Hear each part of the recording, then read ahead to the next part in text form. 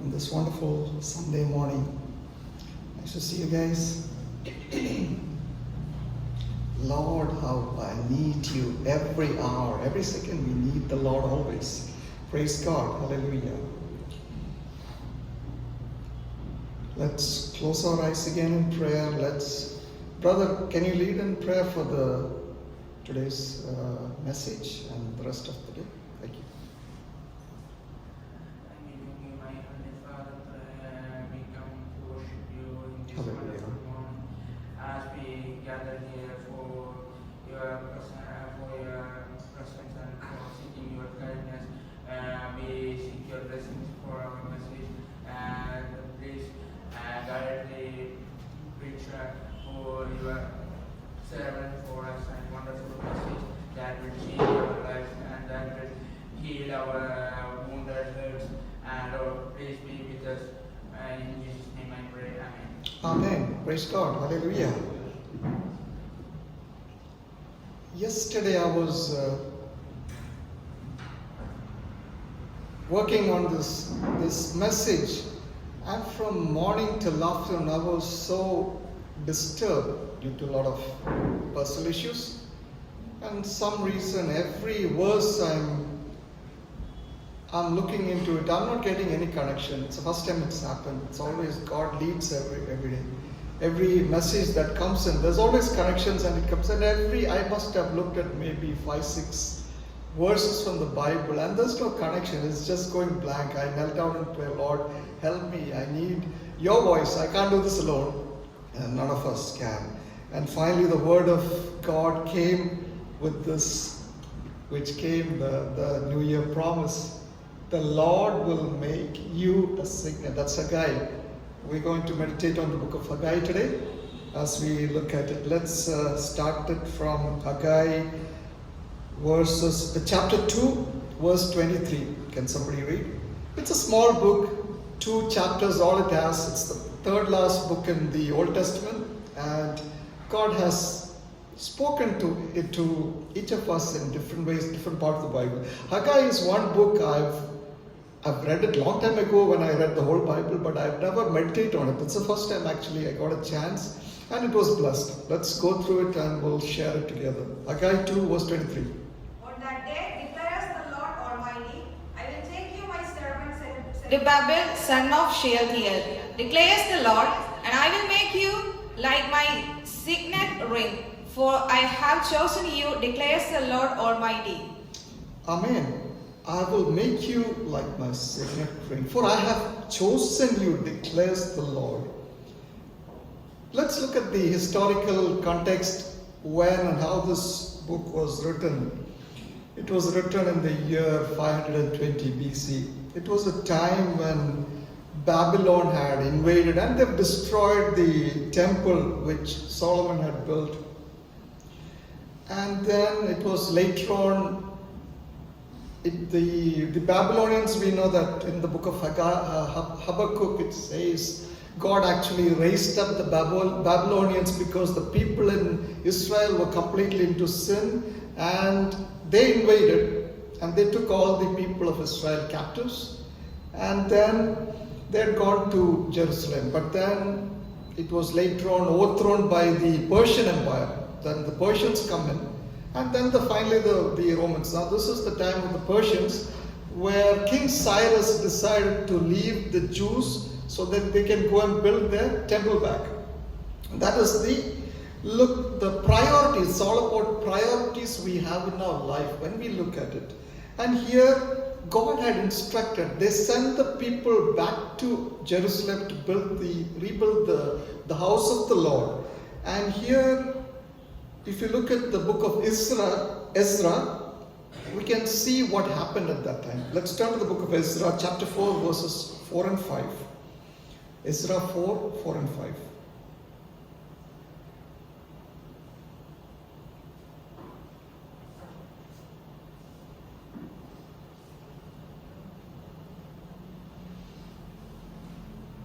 Okay, Then the peoples around them set out to discourage the people of Judah and make them afraid to go on building. They bribed the officials to work against them and frustrate their plans during the entire reign of Cyrus, king of Persia, and down to the reign of Darius, king of Persia. Amen.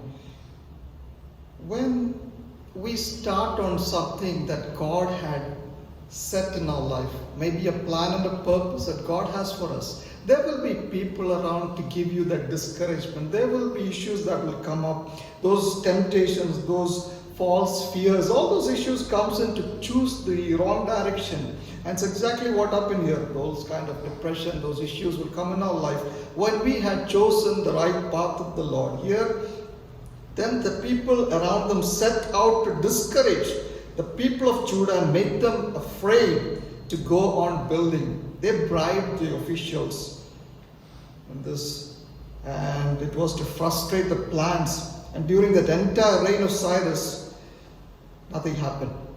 Down to the king of Darius, that was the king of Persia.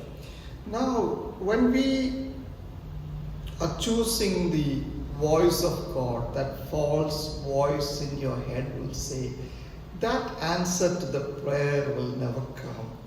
That abusive language we say, it's okay, no problem. That attractive girl or a man on the road, it's okay, it's fine. The peg of whiskey you have, just once off, it's okay. All those false messages will come in.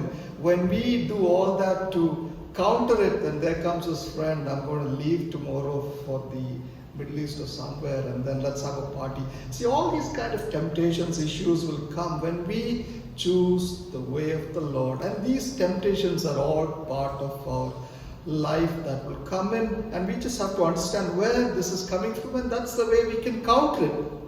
That we need that help from heaven, and we need the help of the Lord to counter these issues we have. And it could be the time like sicknesses that will come in, and there it will make you so disappointed, so depressed in life that I've done everything, now it's all that I'm getting. This is way it is. That's the way it comes to. Now let's go to the book of Haggai. Let's look at it. And here it's about rebuilding that temple again. Now in the book of Exodus, God had asked the Israelites to have the tabernacle to be built, and he entered a covenant. There had this beautiful mobile workshop they used to carry around till they settled down in Jerusalem, and finally it was Solomon who actually took up the task of building the big temple. Exodus 25:8-9 says, They have them make a sanctuary for me, and I will dwell among them. Make this tabernacle and all its furnishing exactly like the pattern I will show you. And now we know here that God's completeness will never be contained in a building. And here it was a time when they need that tabernacle, the church, the building itself as a prayer house.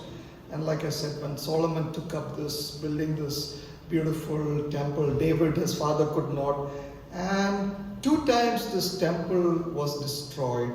And it was first by the king Nebuchadnezzar, that was the king of Babylon. He invaded and he broke everything. And there was the Persians which came in later on. Currently, I've been to that site now. There is the Al-Aqsa Mosque. That's all around that compound. It's that golden dome you must have seen in the photographs. This mosque was destroyed by earthquake somewhere a couple of years back, and then it was rebuilt again. So that is all that stands out of the whole building that Solomon has done. And here, another point is, let's focus on the time Haggai was rebuilding, or the time when this rebuilding of the temple happened the first time. It was destroyed again. This was after the Babylonians broke everything, they destroyed everything, and now God has given them the task to build it. And Ezekiel 40-48 shows exactly the building or the rebuilding of that temple. And God had spoken through Ezekiel that time. And here Cyrus, the king of Persia, is being touched by the Lord, and he's going to leave those people to go back to Jerusalem and build the temple. And they started the building, they started the work, but then it started postponing because of the issues we read earlier on in Israel. Let's go to Haggai. Let's read chapter 1, verse 1. Haggai 1:1. In the second year of King Darius, on the first day of the 6th month, the word of the Lord came through the prophet Haggai to Zerubbabel son of Shealtiel, governor of Judah, and to Joshua son of Josadak, and the high priest. Amen. 15 years construction contract is awarded by the Lord, but nothing's happened. It's all stuck. It is dead. It is moving. There is nothing because people are there after them making all sorts of issues around. Here, now it's all into delays and delays. Nothing happened. Now this book of Haggai comes with that divine message, and then God is there to rebuild it. He raises up Haggai, and number one, he's the first person in there. We know not much about Haggai, just that he's a prophet, and he was a faithful prophet to God who was faithfully giving out the message. And second comes Zerubbabel. He was the governor of Judah. He was in fact a Jew. He was a descendant. He was the grandson of the last king of Judah before the Babylonians destroyed him. Now, the whole same bloodline of David, the person comes back to start this rebuilding. And then his father Shealtiel is there, and all three have been. There is Joshua the high priest. Now they have a combination, a new contractor, a new person, all set to build God's house. Now the people have to come. So this is all now God's divine plan to execute this work. Let's carry on to verse 2 to 5. Let's read. This is what the Lord Almighty says. These people say, the time has not yet come to rebuild the Lord's house. Then the word of the Lord came through the prophet Haggai. It is a time for you yourselves to be living in your paneled houses, while this house remains a ruin. Now this is what the Lord Almighty says. Give careful thought to your ways. We can read 6 also, sister. You have planned much, but harvested little. You eat, but never have enough. You drink, but never have you fill. You put on clothes, but you are not warm. You earn wages only to put them in a purse with holes in it. Amen. So this 15 years later, this assignment is not completed because the Jews at that time, they took their own way. The Lord Almighty says, these people say the time has not yet come to rebuild the Lord's house. They were more concerned about building their own houses when God had given a clear instruction which they completely disobeyed. Here, it's not that God wants a house to live. It's not that. It's just about clear disobedience. When God had instructed something for whatever reason, obeyed. And here it says, later on as a result of it, they actually suffer. And when we make those priorities in our life important, when we say the work of the Lord is second and we have our own priorities, when we try to skip a Sunday, we try to make another priorities in our life. Maybe it's the job that's more important. I have work today, I cannot come to work, come to the church. Maybe it's another issue we have. Maybe it's a wedding. We have other problems, other issues we need to look at.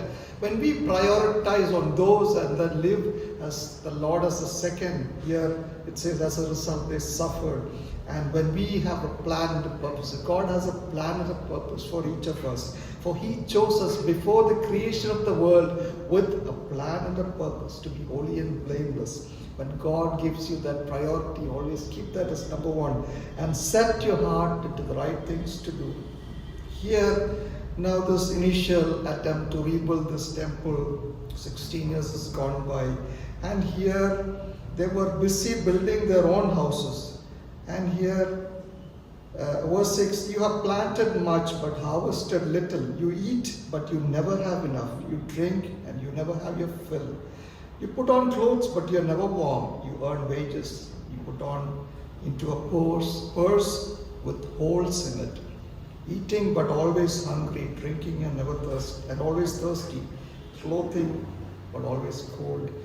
We're never satisfied with anything, because working hard, there is no money in the account, there is that problem because we have prioritized on other worldly things in our life, because we have not put God in our first.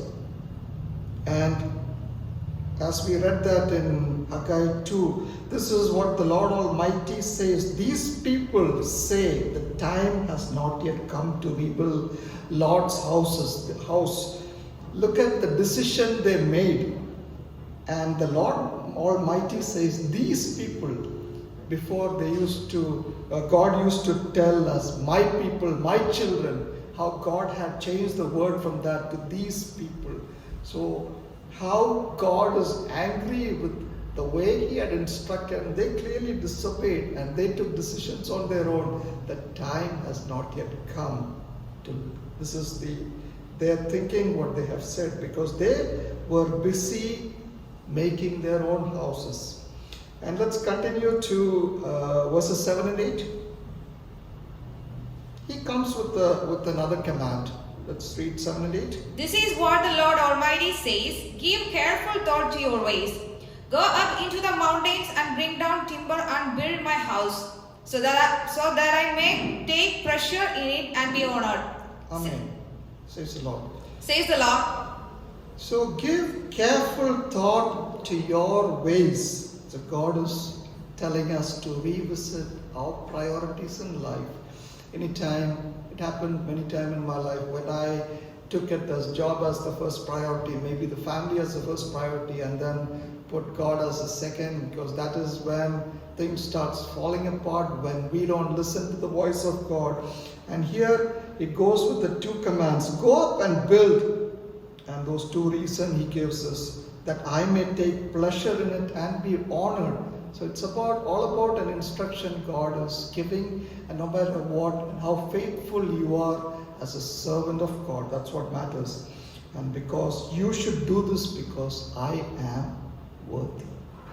Let's continue verses 9 to 11. You expected much, but see, it turned out to be a little. What you brought home, I blew away. Why? Declares the Lord Almighty, because of my house which remains a ruin, while each of you is busy with your own house. Therefore, because of you, the heavens have withheld their dew, and the earth its crops. I called for a drought on the field and the mountains, on the grain, the new wine, the olive oil, and everything else the ground produces, on the people and livestock, and on all the labor of your hands. Israel's sin, plain and simple. Yeah, continue. Then Zerubbabel son of Shealtiel, Joshua son of Josadak, the high priest, and the whole remnant of the people obeyed the voice of the Lord their God and the message of the prophet Haggai. Amen. Let's pause there. Here, what we read earlier on was, you expected much, but you see, turned out to be little. What you brought home, I blew it away. Why?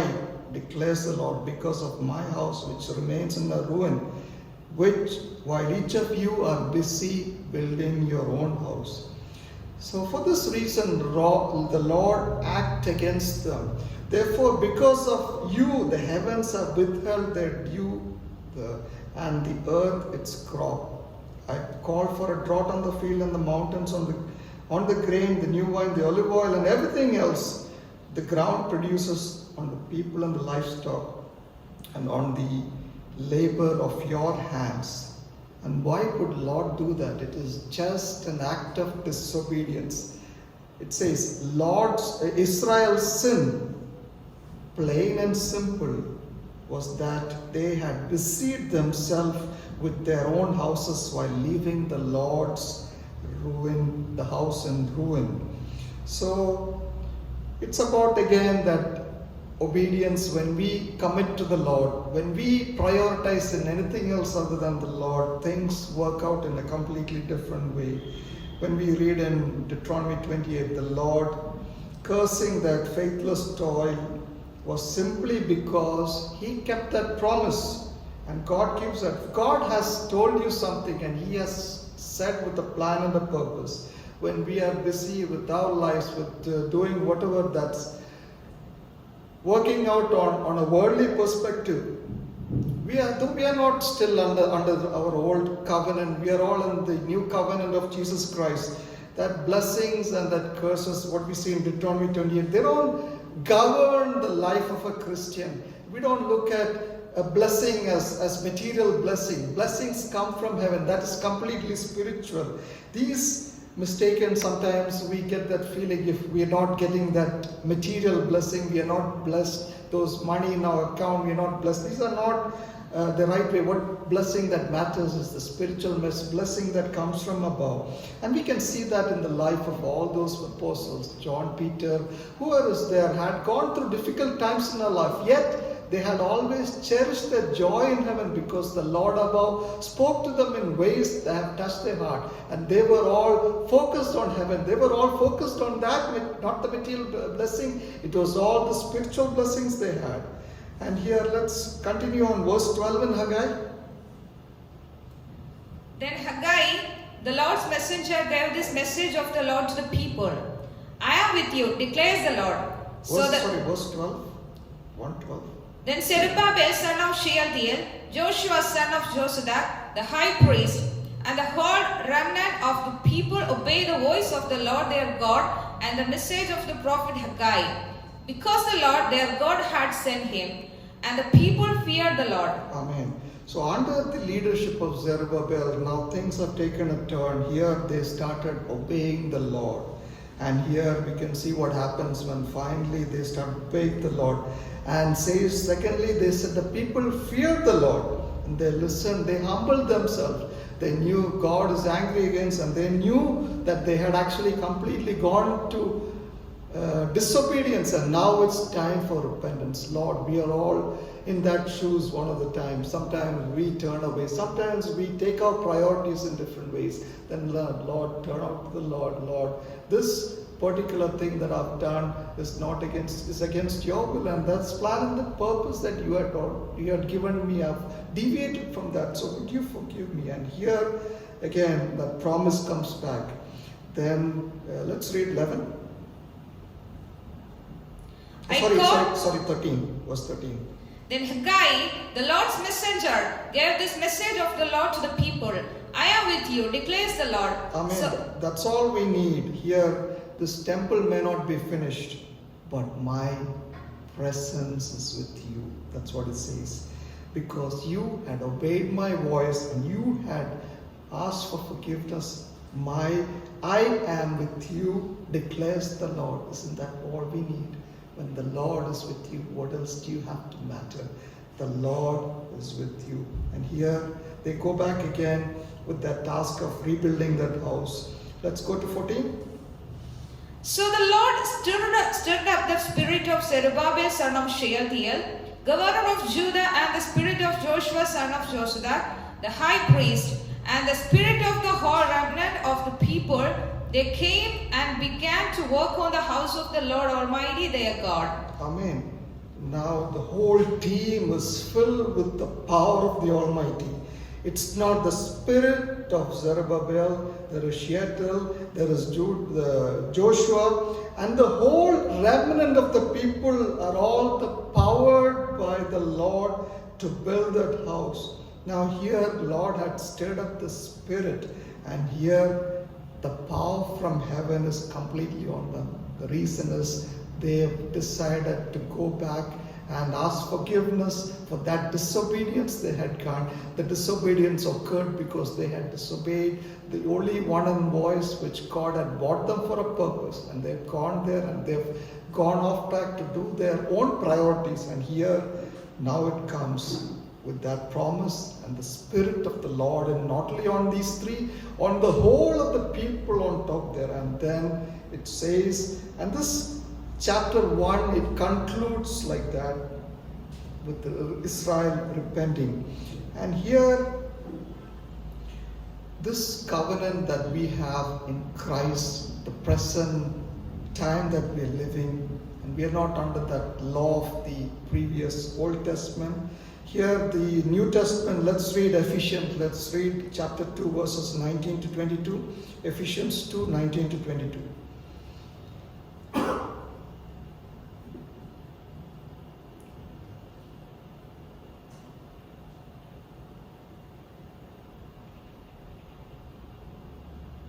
Consequently, you are no longer foreigners and strangers, but fellow citizens with God's people and also members of His household, built on the foundation of the apostles and prophets, with Christ Jesus himself as the chief cornerstone. In him the whole building is joined together and rises to become a holy temple in the Lord. And in him you too are being built together to become a dwelling in which God lives by his Spirit. Amen. This new covenant, the transformation, it's not a building anymore. The temple is Christ. In Christ, this is that better temple that we have. It's the cornerstone of the whole structure, anchored in heaven. And that same Christ is present in us. And we as a church are the church here, that extension from heaven. When we come here, when we bow down in prayer, there is answers from heaven. And that building that we looked at earlier on, it's not the children of God is what it matters, it's you and I.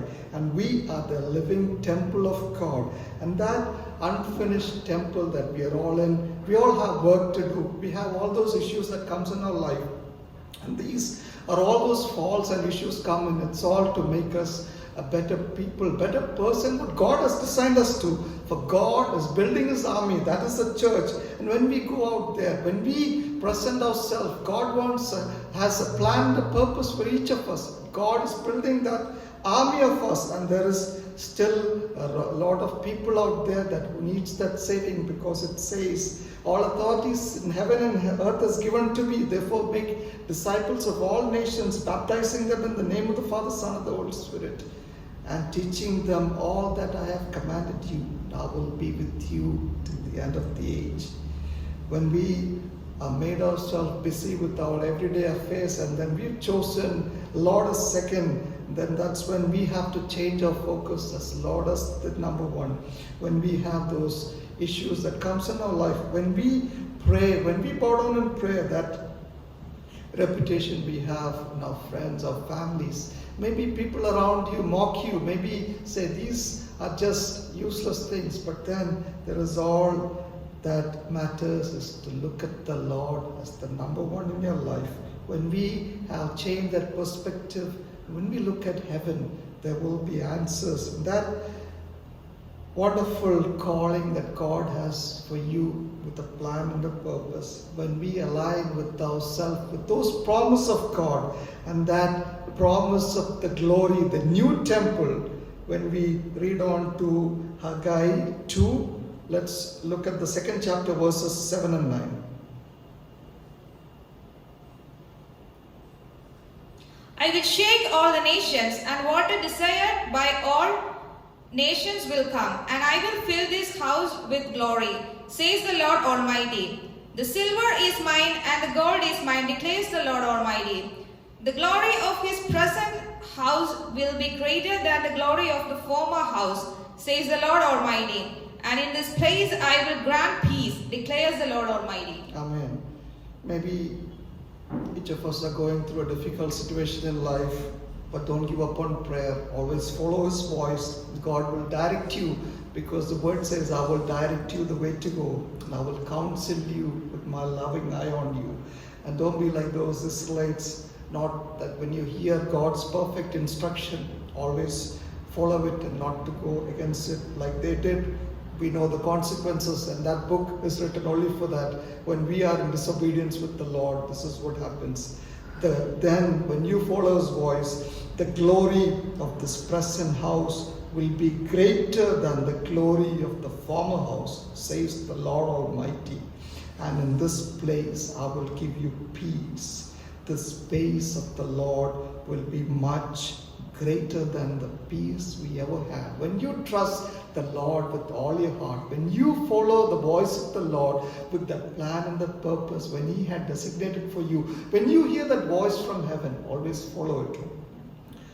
As we read the first verse, on that day declares the Lord, I will take you, my servant. You can put your name, Sujit brother. You can put your name in. On that day, declares the Lord Almighty, I will take you, my servant, son of God, child of God.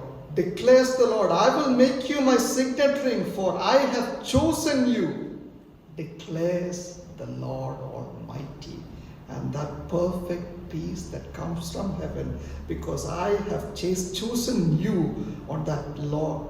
On that day, declares the Lord, I will take you and I will make you my signet ring. What a wonderful promise that is from heaven. Amen. Let's pray.